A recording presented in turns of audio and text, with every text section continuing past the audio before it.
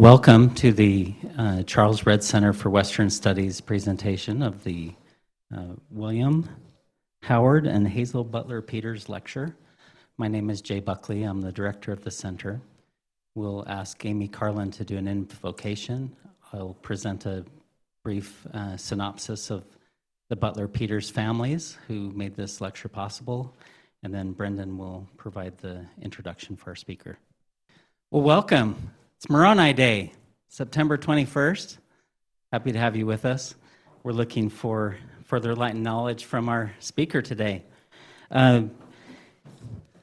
Hazel Butler Peters was born in 1912 in Douglas, Arizona, the fifth child of John Topham and Susan Elizabeth Redd Butler. As a young child, she experienced poor health, but still managed to excel at school. She graduated from Arizona State Teachers College, which is now Arizona State University, and taught school in Mesa, Arizona for 11 years.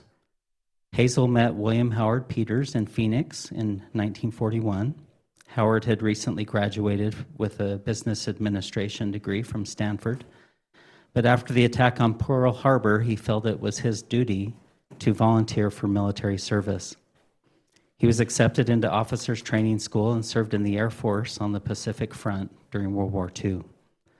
When he returned, he and Hazel married in Pasadena, California, and had 2 children.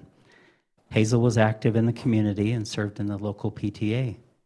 She also served as the first den mother for the LDS Cub Scouts in Glendale, California. Howard served as a city council member and mayor of Glendale during the 1960s.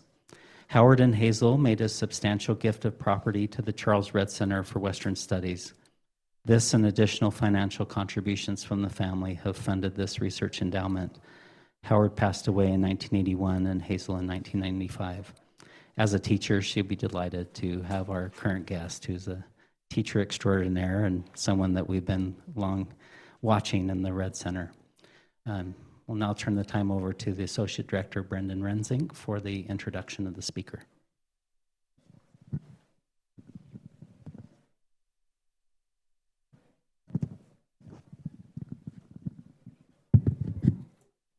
Again, welcome everyone. I would note if you have to run to a class at 11:50, just try to do so quietly. We'll probably be here for a little bit after that. The Q&A may extend a little bit into the 12 o'clock hour. Also, my students from my class, please find me in the back corner before you leave, so I can make sure I can mark you down as here. Okay, Mark Johnson, our guest today, is associate professor at the University of Notre Dame with the Alliance for Catholic Education, where he focuses specifically on social science, history, pedagogy. He's a historian of the American West with particular emphasis on Montana. He was born and raised in Great Falls. I believe he resides in Helena. I became first acquainted with him when he served for several years as the chair of the Western History Association Teaching and Public Education Committee, where he oversaw a lot of things, including an award that the Redd Center funds. And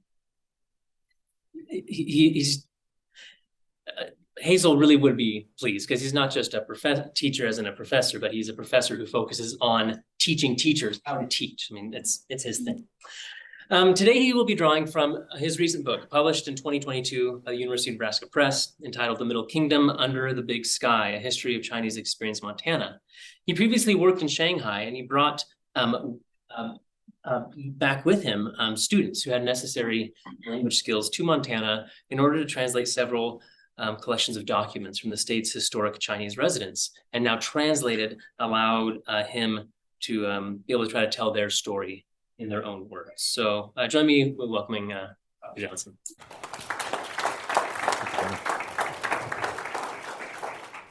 Thank you so much. Am I coming through on the mic? Can you hear me okay? And I think the live stream's got me with the other one. I just want to thank my host here, the BYU, first of all. It's been amazing to walk around this campus. It's joy-filled, it's friendly, people seem connected to the mission in just a very intentional and powerful way. And the Redd Center has been extraordinarily gracious with this hosting, but also, as Brendan mentioned, I've got a long history with the Redd Center and Dr. Buckley and Dr. Rensink, and it really was the prompting that told me that what I was doing was of worth and of interest to scholars. I was a high school history teacher for 15 years, and I had some creative approaches and things like that. If you'd like to get in touch with me, here's my email address. Feel free to reach out if you're interested in teaching, if you're interested in the Chinese experience in the Rocky Mountain West, interested in anything I say today, please feel free to reach out. So I was a high school history teacher, and in 2013, I believe it was, some of this work that you'll see today, I submitted for this award offered through the Red Center called the K-12 Teaching Western History Award. And I flew from Shanghai, I won the award, thankfully, and I flew from Shanghai to Denver to make a 12-minute presentation. That's quite a few miles to make a 12-minute presentation, but that presentation changed my life, to be honest with you. In the audience there was somebody who tapped me afterwards and said, I think we should talk. And I transitioned from being a high school history teacher, a job that I absolutely loved, into now training teachers with the University of Notre Dame, because that person in the audience said, we need you at the University of Notre Dame, come join us, Go Fighting Irish, right? So it was because of the Red Center and their generosity and that connection that supported me as a teacher and a scholar, but also opened doors that they didn't even know they opened. So it's been tremendous to work with these folks, and they're absolutely outstanding. Another award from the Red Center helped fund much of this research. So as it was mentioned, I live in Montana, but many of the records that I needed were in Washington, D.C. or Seattle. So with the generosity of the Red Center's funding, I was able to go to those archives as well. So I mentioned to you that I work for the University of Notre Dame. These are my current students. They're grad students earning their master's in education.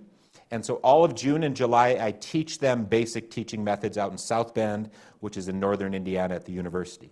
But then during the year, they get spread to all points, from New York to LA and all points in between, where they work in under-resourced Catholic schools in areas that are struggling against the blight of poverty.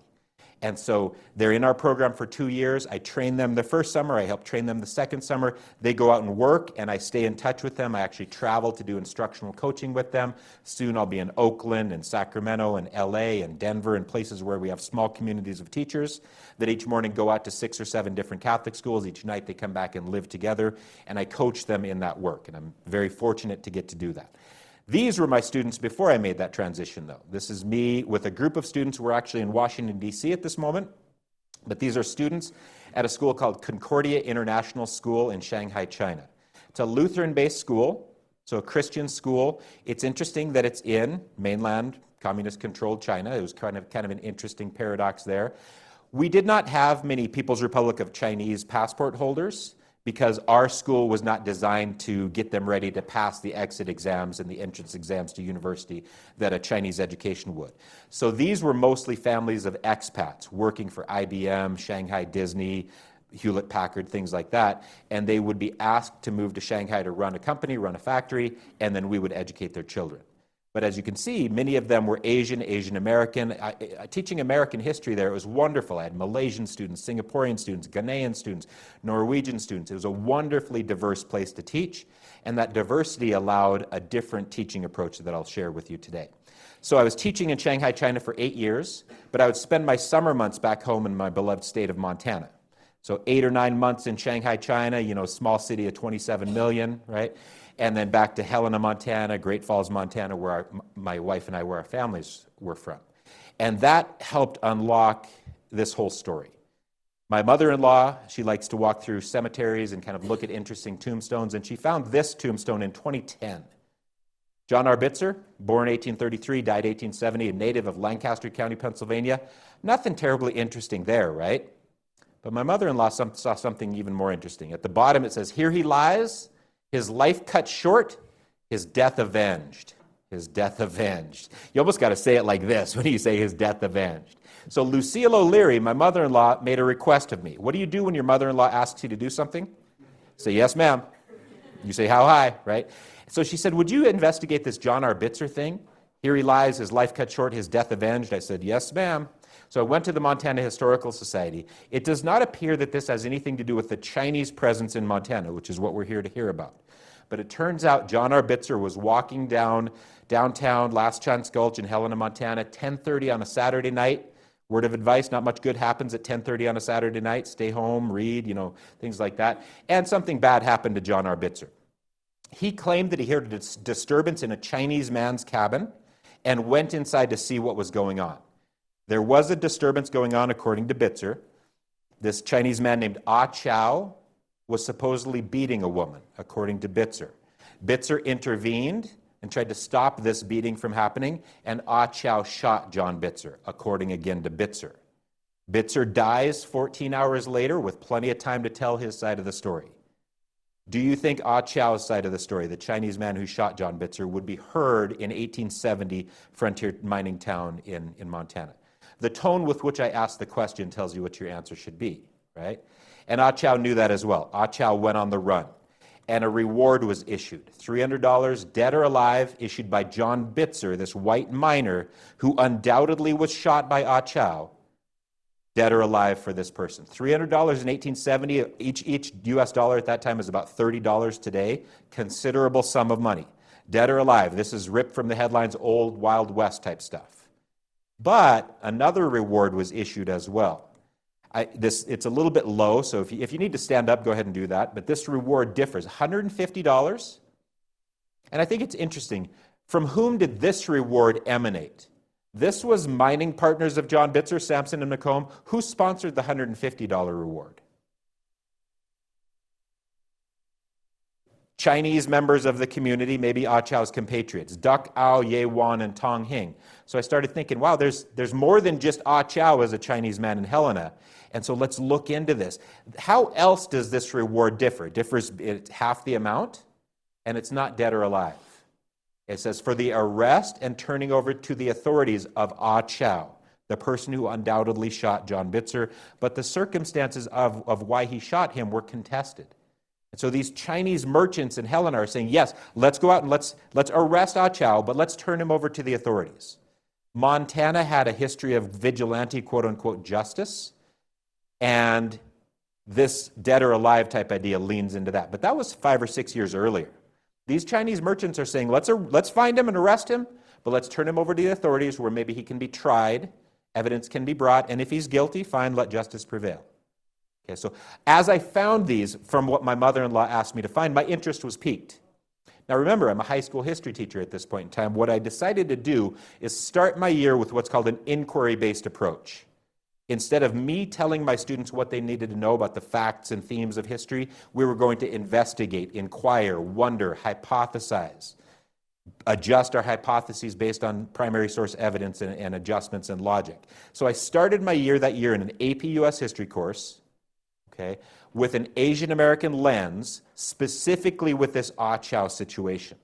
And going back and forth with the Montana Historical Society, which is where I found many of these documents, my students did just that, and here's them in action. They're wonderful. They're investigating. The Montana Historical Society would send every image that we could find. We're looking at an image of downtown Helena in the bottom left there.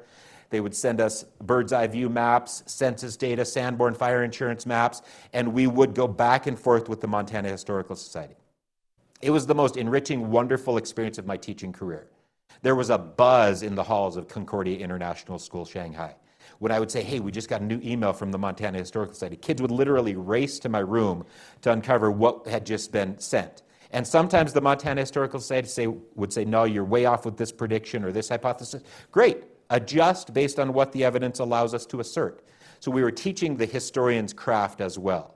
And they were adjusting on those things. Here you can see the tombstone and a couple of students hypothesizing what they think these primary sources of newspaper accounts at the time, Sanborn fire insurance map of where were the different locations of this mystery.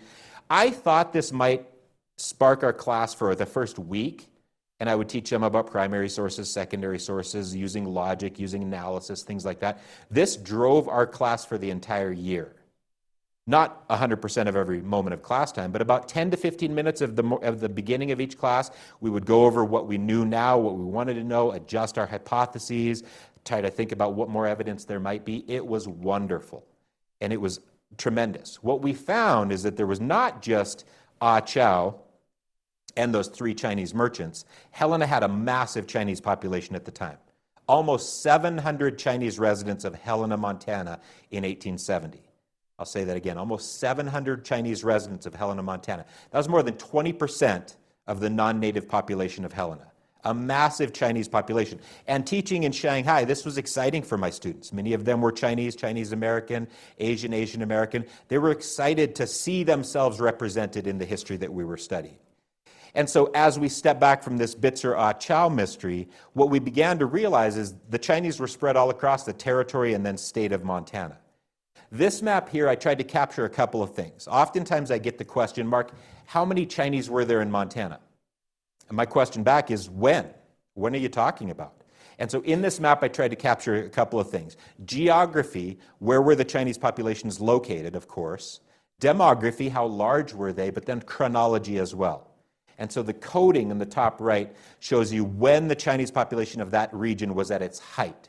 And so that white diamond tells you it's in 1870, and you can go on down. Miles City here in the far east of the state reached its height in 1930. We're trying to capture a couple of things in this map. There's one big blank spot.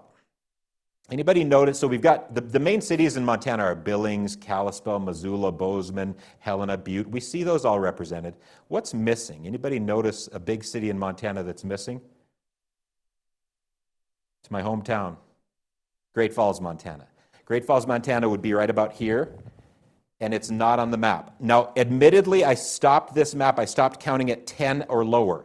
If I counted Chinese populations of 10 or lower, the map would be too busy. Right? So maybe Great Falls would be represented there. No. Sadly, Great Falls was the one place in the territory, then state of Montana, that prohibited the Chinese from settling at all. Now, I'm not saying the Chinese migrants were welcome in all these other places, but they did put down roots in all these other places. Great Falls is a planned city, and it planned itself in 1885, and it planned itself as a place free from a Chinese presence. That would extend into 1941.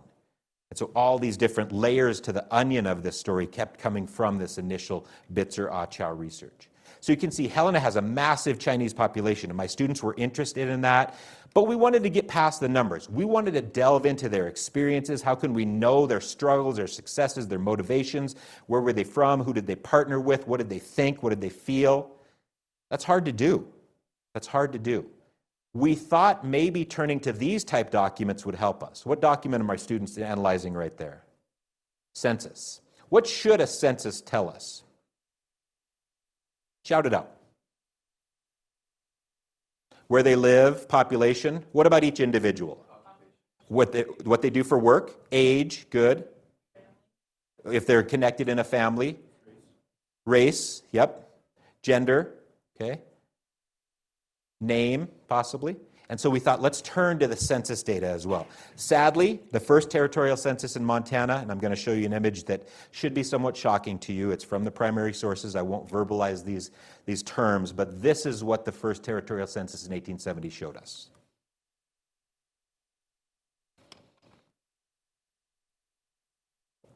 Referring to them in this racist way, obscures us from knowing these individuals based on the English-based sources. It distances us from locking into who these people actually were. Okay? If you can't read the calligraphy there, it's a derogatory term for the Chinese residents of the American West. And so that seemed like a brick wall. Ah Chow and this woman who was involved in this fray, we couldn't get to know them. Well, okay, so let's at least use this census information to try and tell us as much as we could. And here's what we could elicit from that. This is the territory, then state of Montana, the Chinese population, quite significant. The first time the non-native population of Montana was counted in 1870, Chinese residents of Montana made up more than 10% of the territory's population. That's huge. It peaked in 1890 at more than 2,500 Chinese residents in Montana, and then you can see there's a dramatic decline. Okay? How many of you have been to Montana? Good, good, good, good. I also should probably show you the data for Utah, though. We're here in Utah, so let's see how it connects to Utah. There's the numbers for the territory, then state of Utah.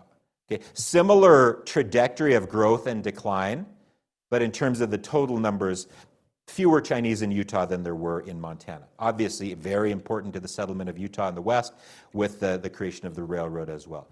But even this, we're getting raw numbers. That doesn't get us any closer to knowing these individuals' hopes, dreams, successes, collaborations, motivations. The Chinese in Montana do rise to us in other sources, though, often in this way. Often as objects to whom things happened, right? Finding themselves afoul with the Montana laws or the federal laws, being out of sync with the Chinese Exclusion Act or not having the proper paperwork. And so they do rise to us kind of in the teeth of the governmental apparatus. But this doesn't get us any closer to knowing them as individuals. We can see their faces and maybe know their names a little bit more, but it doesn't necessarily tap into who they are, what they think, what they believe. Okay? Sadly, this anti-Chinese legislation was a common feature throughout the American West. Just a little history lesson here. I'm sure many of you have heard of the 1882 Chinese Exclusion Act. Okay? It did not exclude all Chinese. It sought to exclude Chinese workers. If you were a Chinese merchant, a Chinese student, a Chinese doctor, you could indeed come into the United States. This is a bit ironic, though, to exclude Chinese workers in 1882. At one point in time, Chinese workers had been welcomed into the West. The American West is resource-rich and labor-poor. So to build the railroads, the Burlingame Treaty said, yes, please send us as many workers as you can. And so Chinese went from being welcomed in to now pushed out, shut out. But this wasn't the only act that did that. Earlier, an act in 1875 was very specifically directed against Chinese women to try and not allow Chinese women to come into the American West, with the assumption that Chinese women who came in would work as prostitutes. And so that's not always and everywhere true, but that law assumed that. And so for the moral upstanding of the American West, Chinese women should be all but banned. This did create quite a gender discrepancy. Okay, far more Chinese men in these communities than Chinese women. For instance, in Montana in 1900, for every one Chinese woman there was 40 Chinese men. So vast gender discrepancies in these communities across the American West. And these acts continued. 1888 Scott Act prohibited people from coming in and out even if you had gotten in legally. 1892 Gary Act really put teeth to the Chinese Exclusion Act. If the Chinese Exclusion Act is just that, then the Gary Act of 1892 is the Chinese Expulsion Act, trying to catch them and expel them for not having the proper paperwork. Okay? And so they rose to me in these sources, but really in this way, as objects to whom things happened, as the thing that Uncle Sam's boot is kicking out of America there. I didn't think that really did them honor in their personhood, their identity, their uniqueness, and so I needed to try and get past that. Sadly, this caricatured image of violent expulsion was not caricatured in reality across the American West. I'm sure you know about the Rock Springs Massacre, September 1885 in southern Wyoming, killing of close to 30 Chinese miners, very little justice meted out. And so violence simmered just under the surface wherever Chinese were present across the American West.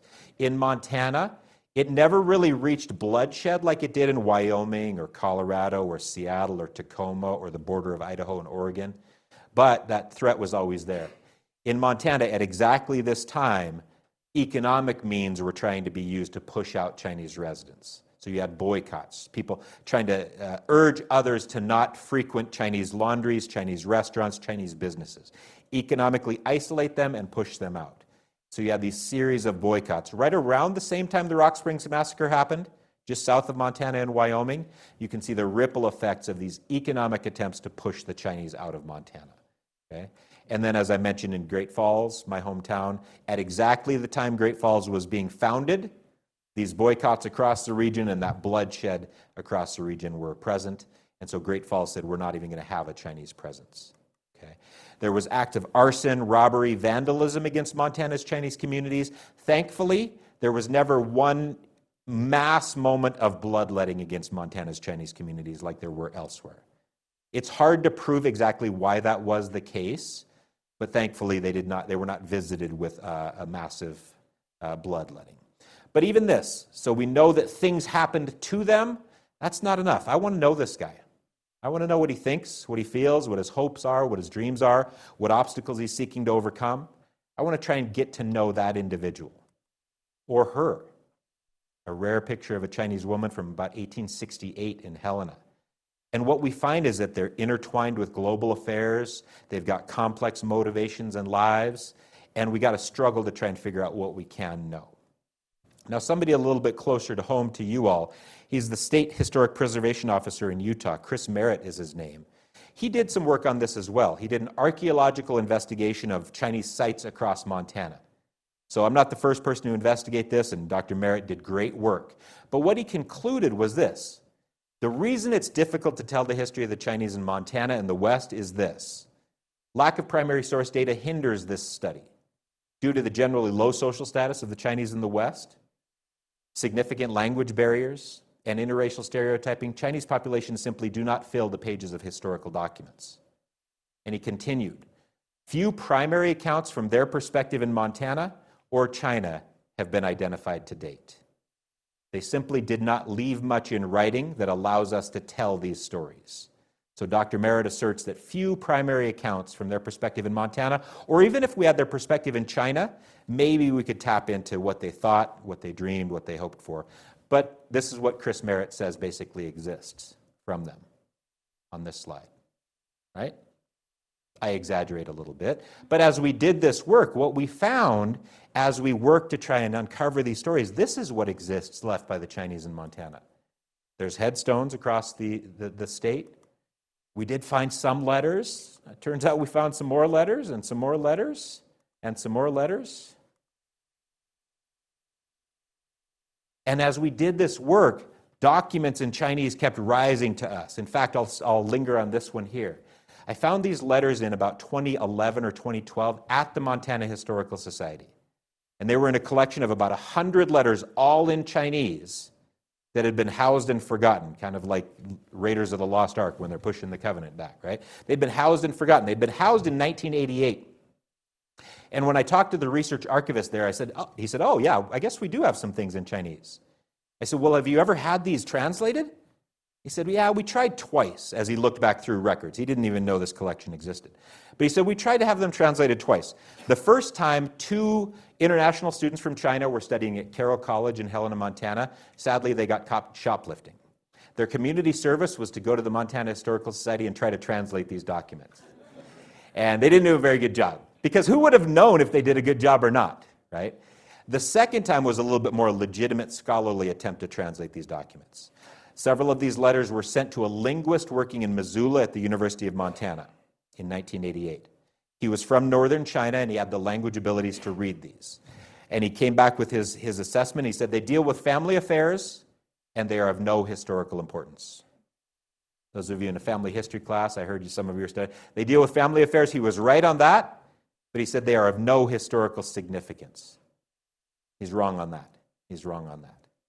But I think from his perspective as a Chinese national, for him, Chinese history is Song Dynasty, Tang Dynasty, Xin Dynasty, Great Wall, not the dealings of workers who decided to leave China and go to Montana. And so I thought, well, if we could only get these letters translated somehow, we could try to work to tell the story in their own words. Now remember, I'm living and working in Shanghai, 27 million friends and friends there in Shanghai. I thought this is going to be easy. I'm going to digitize these documents, send them to my Mandarin-speaking, Chinese-reading friends, and we're going to translate this and tell this story just like that. 12 years later, it wasn't that easy, because these were written in the 1880s and 1890s. Does anybody know why somebody from the People's Republic of China today who studied more recently now would have a difficult time reading these documents from the 1880s and 90s? The language is standardized.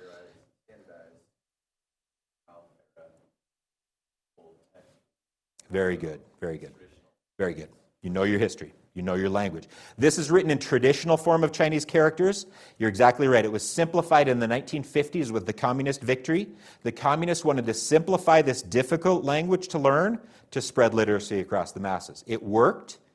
Sadly for my project, it divorced 1.4 billion people from being able to read what I needed them to read.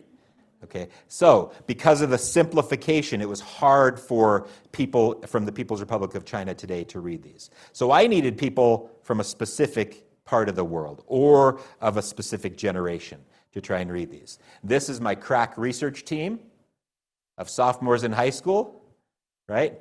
Mostly from Taiwan. Because with the Communist and Nationalist Civil War, when the Communists took over the mainland and the Nationalists went to Taiwan, the Nationalists kept alive the traditional form of writing. And so I needed people from Taiwan or grandmothers and grandfathers who had learned to read and write Chinese before the simplification. Remember the school community I'm working in, the wonderfully diverse area? We had a lot of Taiwanese families, and they could read these documents. And so we put together this project with grandmothers, grandfathers, people of a certain generation, people from a certain part of the world to try and translate these documents for the first time. We had a team working in Shanghai. I wrote grants to bring students to Helena, Montana, where we were digitizing the documents, Helena, we're sending them in real time to Shanghai, and back and forth we're working to try and translate and tell this story.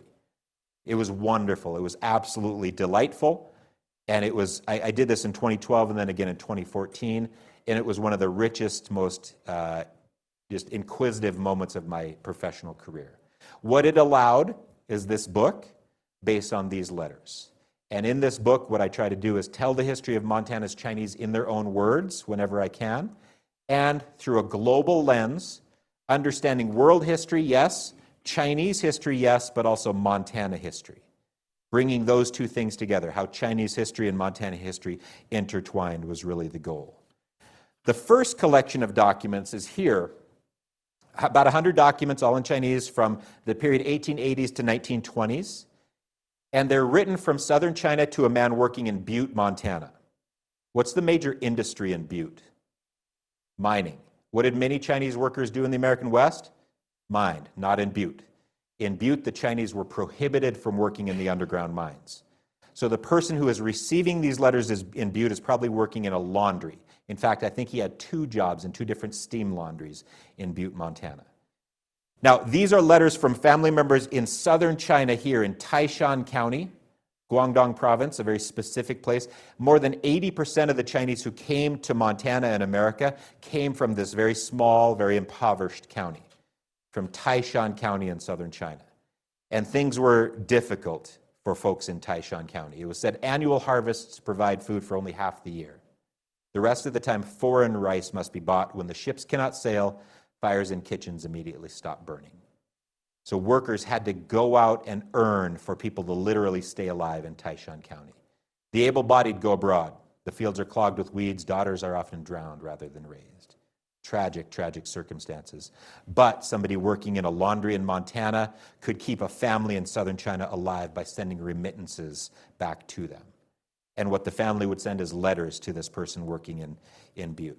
Here is one of those letters, and now I'll read from some of these things. What we find, the guy who is receiving these in Butte, his name is De Chuan.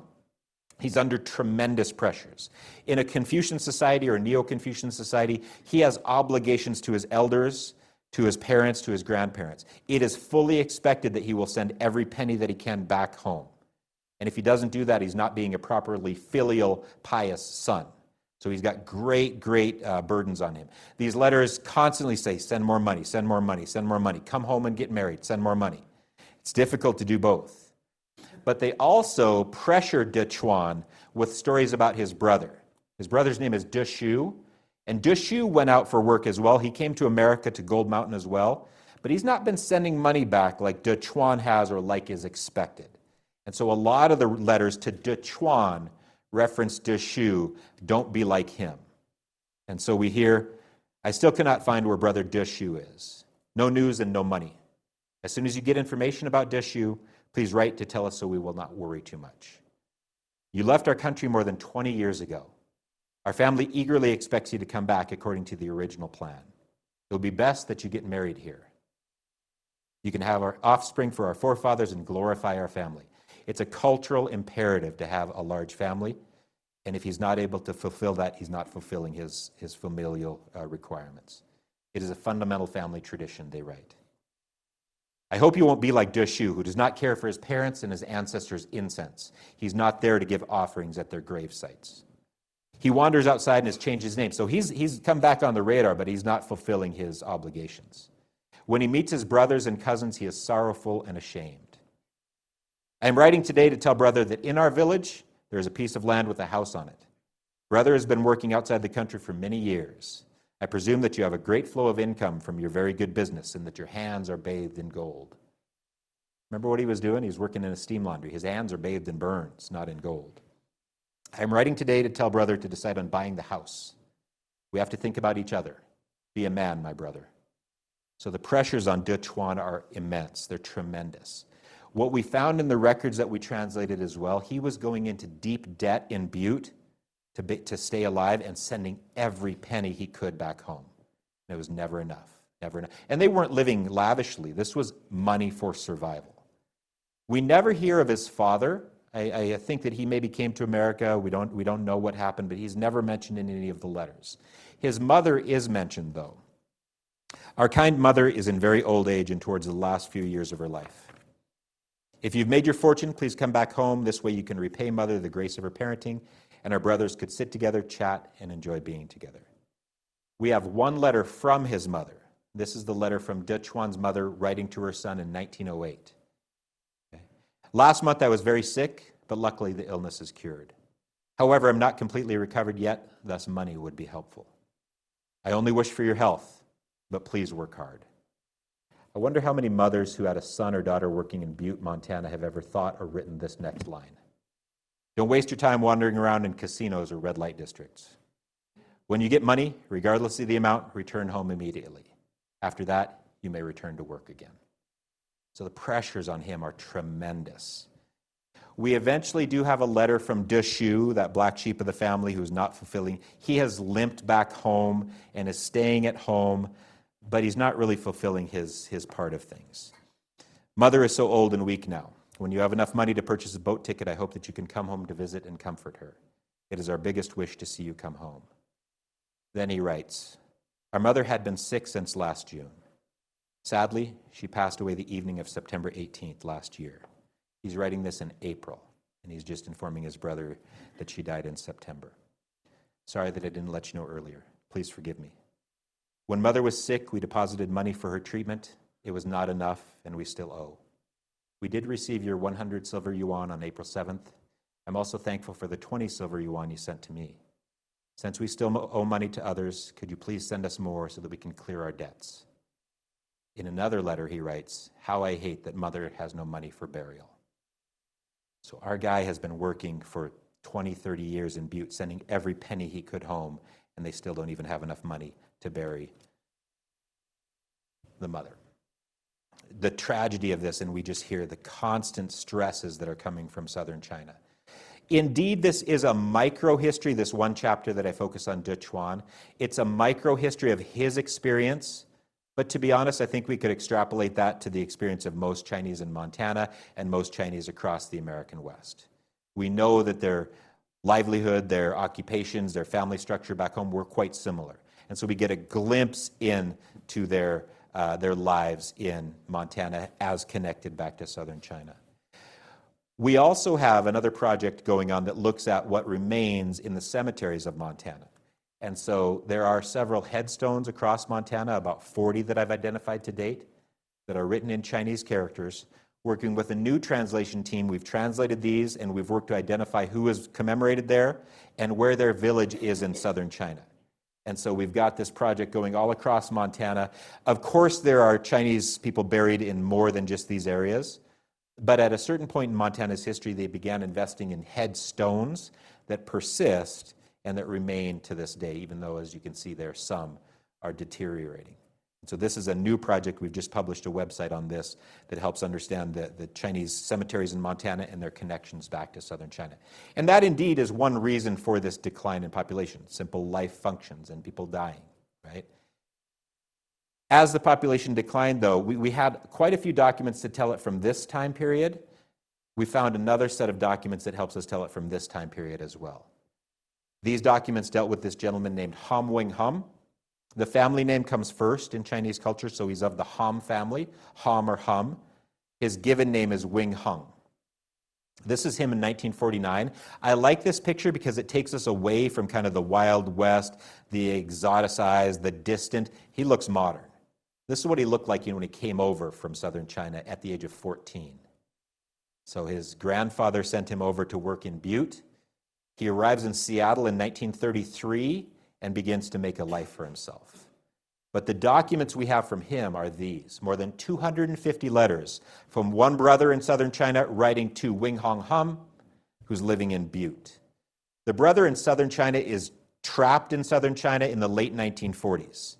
Life in China in the 40s was not good. First of all, you had the civil war between the nationalists and the communists. That was put on hold during the Japanese invasion, and times were extremely difficult during World War II.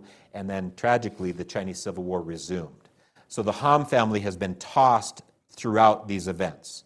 One brother is desperately trying to get out of southern China to join his brother in America. And Wing Hong Hum is trying to facilitate this.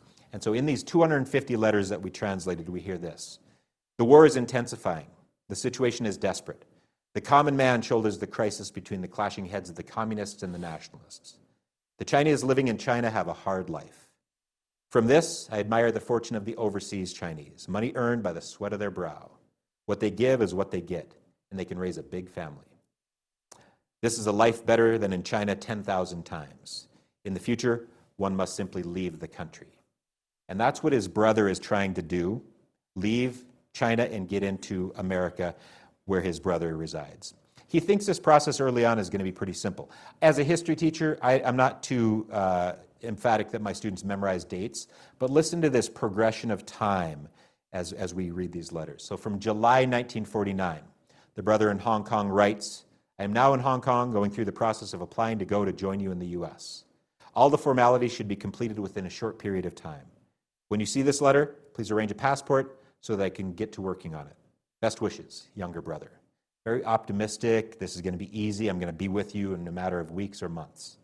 November 49. I would like to know the status of my application. Is it proceeding? Please be honest with me and let me know if I've done anything wrong. April of 50. If the passport application is successful, please send it to me immediately so that I may proceed. Right now, the U.S.-Soviet standoff is at a deadlock, the Cold War. At any provocation, war might begin. Please, brother, send it quickly so that obstacles can be avoided. August 53. I beg you to find a powerful Westerner and ask him to be the guarantor of my documents. Please ask the Westerner, with his reputation and authority, to write a request to the Department of State to accept my application to go to America. I beg you, brother, I am in a dire situation in Hong Kong. My present chance is slim. August 57. This has been going on since 49. My humble brother, you are away from home but are lucky and healthy, holding stable work and earning well. Your brother here is still safe, luckily. From last August, when I went to the U.S. consulate to give them the materials and wait for the investigating process for approval to come to America, I have heard nothing. I really don't know the reason. This makes me have the feeling of waiting eagerly without a clear target. There are several other countrymen like me. None got the letter or notice. Dear brother, I hope you can instruct the office as fast as possible to help me get the chance to go to America. I am deeply thankful for all the efforts you make and the precious time you spend. Later, when we meet again in America, I will thank you directly. Tragically, they never meet again in America. The brother stuck in Hong Kong goes back to the home village, is never allowed out of southern China. Wing Hong Hum, working in Butte, stays in America for the rest of his life, eventually moves to Seattle, and the family is forever separated. Okay.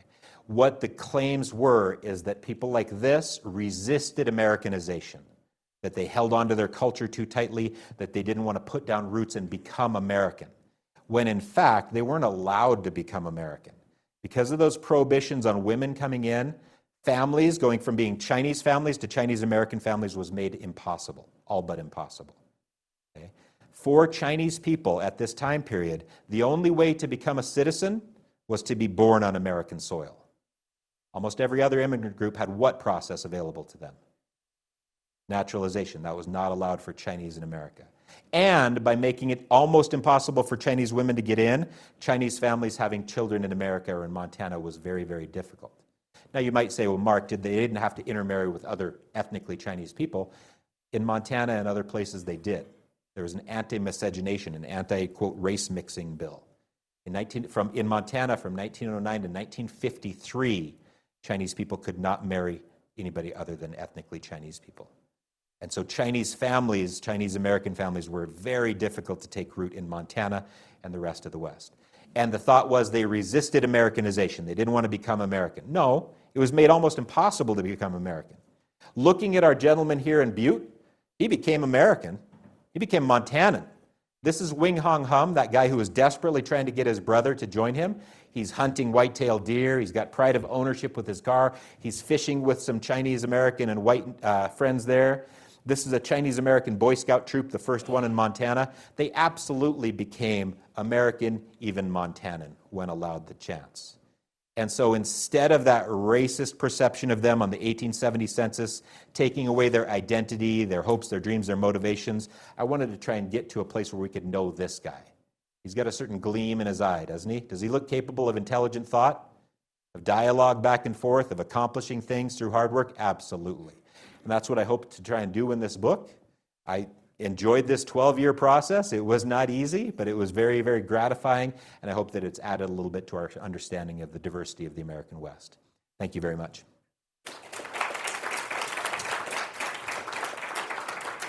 I am aware that people do have to leave for lunch and classes. If you want to stay and ask questions, I'm happy to keep this going as long as Amy gives me the floor. What questions do we have? Yeah, I just wanted to ask a little bit more about, you said the ban on working in mines. Yeah. Is that a statewide? No. Good question. So the ban on Chinese immigrants from working in mines, early on in the placer mining, so surface mining, panning for gold or sluicing for gold, Chinese absolutely worked across the Montana territory. When it got into lode mining of drilling tunnels down into the ground, Chinese were really not involved in that. In Butte, it was not a statewide ban, but in the city of Butte, which is very much built on mining, it's called the richest hill on earth, labor unions made it impossible for Chinese to work in the underground mines. The first guy to work in the underground mines in Butte was this guy. Our guy Wing Hong Hum, the brother that I mentioned in a feature in Chapter 8, is the first person of Chinese ethnicity to work in the underground mines in Butte when he gets a job in the Mountain Con mine in 1941. What are some reasons why that prohibition against Chinese working in the mines would have been erased in the 1940s? The war, yeah, go deeper though. The war, why? Okay, men were getting drafted and sent off to work, and so you needed people to fill their jobs. Yep, absolutely. Why else? Does the need for copper during war times go up, down, or stay the same? It goes up, and so it's going to be working. You need to pull more and more copper out of it. A third reason is, who was the Chinese enemy in World War II? Japanese. And who was our enemy in that part of the world in World War II? And so it was pretty unsightly to be banning and barring somebody who's our ally. We allied with the Chinese against the Japanese, and in fact, that also led to the end of the Chinese Exclusion Act. Chinese Exclusion Act is canceled out in 1943 because we are allied with the Chinese against the Japanese. Now, when it was canceled in 1943, the door was flung wide open, right? No, 105 Chinese people were allowed to come into America per year after the end of the Chinese Exclusion Act. I didn't miss some zeros. I didn't mess up my decimal point. 105 Chinese people per year were allowed after the Chinese Exclusion Act. So it was really a rhetorical device rather than a major change in policy. Good question. Other questions?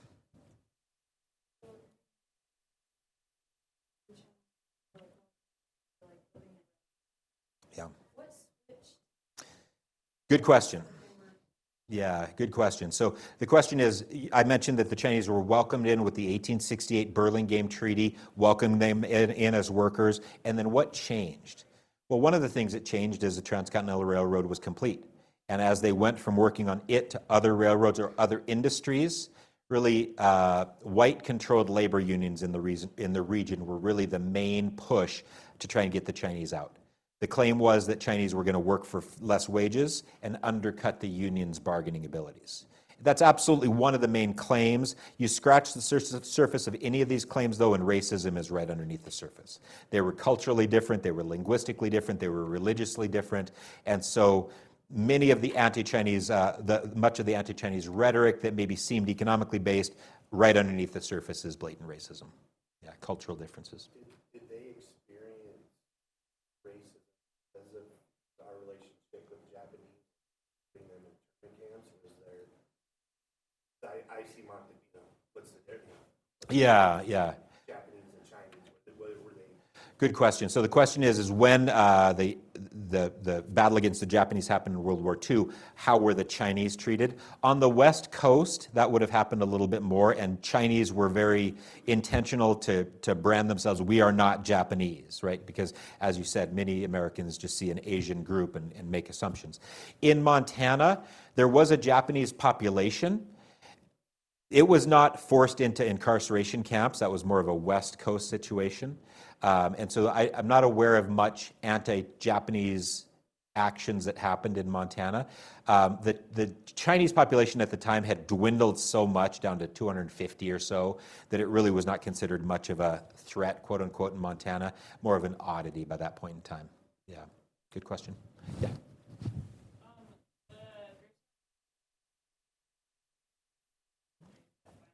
I wondered if you'd get us there. All right, let's go. All right, so there was pressure on the Chinese community in Helena to try and catch Ah Chow. Ah Chow absolutely went on the run. He goes on the run because he doesn't think he's going to get a fair trial, and some knew that he wouldn't get a fair trial. This is a newspaper account from the time period, and my students found this, and it was like CSI Helena 1870. In the newspapers from the time period, they were hypothesizing about the trajectory of the bullet that Ah Chow shot that killed Bitzer. And the bullet, as this newspaper mentions, the bullet entered the abdomen and ranged upwards. Yeah, my students made that face too. How does that happen? And the people at the time hypothesized that this is what happened. Bitzer didn't go into that cabin because he heard a struggle. He went into that cabin for less than noble means. He was dallying with the woman, perhaps forcibly, was the language at the time. There was a sexual assault going on of Bitzer with this Chinese woman. Ah Chow came in and shot Bitzer. If he was in the prone position, that would make sense of the bullet entering the abdomen and ranging upwards. And so some people at the time said Ah Chow was defending this woman and Bitzer was there for horrible purposes. At the time, you had both sides of this happening. Would Ah Chow have been given a fair trial? Sadly, no. The Montana penal codes said that no black person, no mixed race person, no Indian or Chinese person would be allowed to give evidence against a white person in court. Chinese people could not testify against white people in court. And so even if Ah Chow had been captured and turned over to the authorities like the Chinese merchants wanted, it's unlikely that he would have gotten a fair trial. Okay? He went on the run. He is eventually caught 7 days later. It was 38 degrees below zero as he was on the run. He was on the run for a week. And sadly, Helena's famed hanging tree is put to use. Ah Chow is hanged by this person here named X Beadler. A sign is placed on Ah Chow's body that says, "Beware, the vigilantes still live." X Beadler collects $600 in reward money. Okay, I'm not a math teacher, but that doesn't add up. What were the two rewards for? 300 dead or alive? Okay, I get it. 150 captured and turned over to the authorities. That's not what happened. Do you think the Chinese merchants, though, quibbled about that? They remitted the 150 to the vigilante who killed Ah Chow. But then what this guy did, see that big Stetson hat there? He took it off and he passed it at the base of this tree. And that's where Ah Chow's body swung from. He was left hanging for 4 days as a warning to the other Chinese members of the community. Beadler took that hat off and passed it around, and people put in morbid collections saying, "We appreciate what you did. Here's a little bit more money," to the tune of a total of $600. But not everyone agreed that justice was served. Also put into that hat was this note. It said, "Beadler, the vigilante who hanged Ah Chow, we long to see the day you're buried beside the Chinese person you murdered. Signed 200 anti-vigilantes." And so Helena society is split. This is not actually a picture of the event when Ah Chow was hanged. 2 other people were hanged from the hanging tree after Ah Chow, and that's a picture here. I've cut out the bodies because I don't think we need to see that. But you can see that it's a community event, tragically. But the uproar about whether this was justice or not ended vigilantism in Helena over this Ah Chow situation. Okay. Beadler killed a number. He was he was the muscle for the early vigilantes in like Virginia City and places like that. And to be honest, he'd been drinking on that reputation for quite some time. He was down on his luck. He was an alcoholic, and he saw this as a payday, and he went and got that money. Now the question becomes, what about the woman in question? My students worked hard to find her identity. She she was still around when that census was taken in 1870. You don't take a census in January. It's 38 degrees below zero. You take a census in the summer months, but is she going to rise on this census document? Maybe that's her, but that's pretty difficult to try and figure out her identity and trace her in other records. Okay, but what we did some investigation, and they noted arrivals and departures from Montana Territory, and look here. We have a Mrs. Ah Chow arriving to Montana Territory in February 1867. Now, this event happened in January 1870. That might be her, okay? And so we continued to ask more and more questions. It was noted that she visited, this is Helena's hanging tree, by the way, that it makes it onto a map is morbid, right? But it was a landmark. That's Helena's hanging tree where Ah Chow's body was left swinging for 4 days. This is Chinatown. She visited his body every day to give offerings to his spirit. Now the question became, was she a prostitute or was this Ah Chow's wife? What does that sound like? That sounds like a spouse's devotion. 38 degrees below zero, going a mile each way to visit his body. And so these are the investigations my students and I were doing. But we hit a roadblock. We tried to find out her name. We tried to find out as much as we could about her, and nothing. Finally, I hit send on an article about this whole process with my students, and I hit send, and it's going to the publisher, right? I thought, I'm just going to Google this one more time, see if anybody else is talking about this. Turns out there was. And this is about 10 years ago, okay? There was a bed and breakfast near Helena that had historically themed rooms. One room was about the Bitzer, Ah Chow, Beadler situation. Okay? And this person who has this blog on this bed and breakfast says, I've been to the Montana Historical Society. All of my stories are well researched. I do the research to tell these stories. I've held all the yellowed, crumpling documents in my hands, and I found out the woman's name. And her name was Jasmine. Nah. I see some people shaking their heads. Nah. And so I emailed this person. I said, I've got a passing interest in this story. I thought to myself, I've been to the Montana Historical Society. I've held out every yellow crumpled document that I never found out any of this. I said, how did you find her name? He said, I just made that up. The name Jasmine Chow has now appeared in 2 books about the Montana Vigilante movement and 2 scholarly works about it from this blog. But it was instructive for my students to see how history is miswritten, misinterpreted. Okay. I do think we have a little bit more clarity on her, though. These images. After I published my book, Stanford University reached out and said, we've got a collection of documents we think you might be interested. They're images from early Helena history. These 2 images. You've seen them before in my presentation.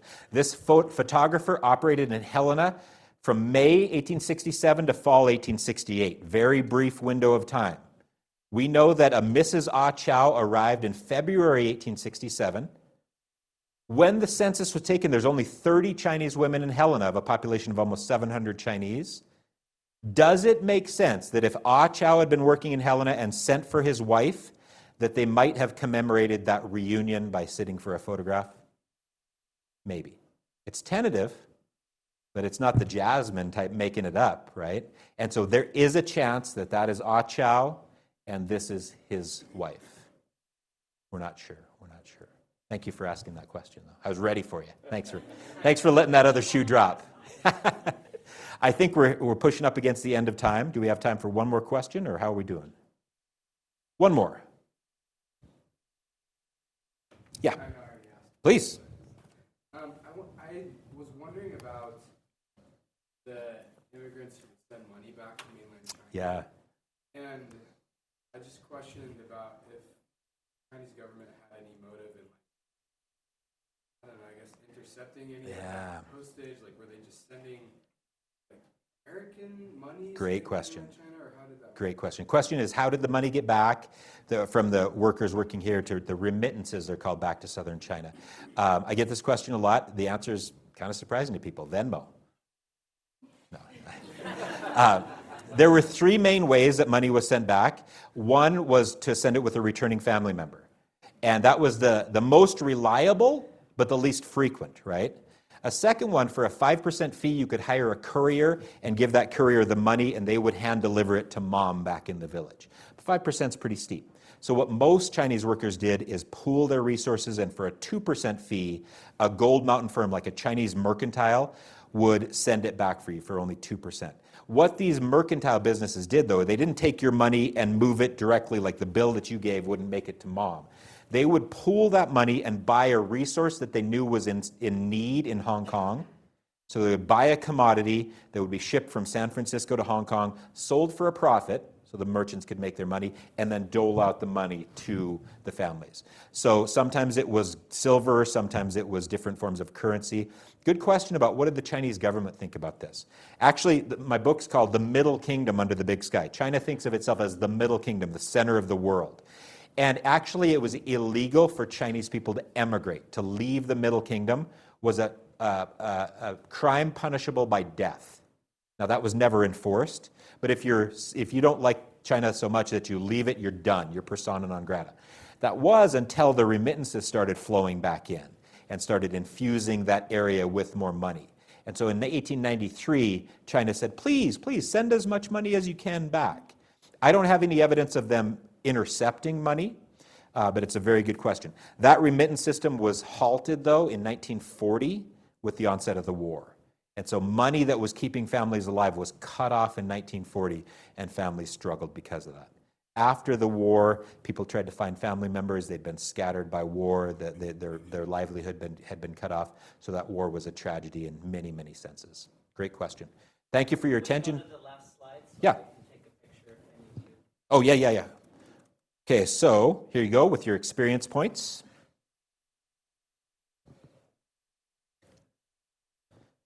If they ever go to Butte, what restaurant should they eat? Ah, that's fascinating. It's the oldest Yep. operational.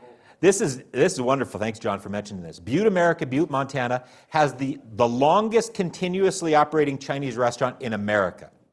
In Butte. You'd think New York or San Francisco. In Butte, Montana, there's the longest continuously operating Chinese restaurant in all the nation. It's called the Pekin Cafe. I ate there on Saturday. It's wonderful. Wonderful history. Yep. Thank you so much. Have a great afternoon.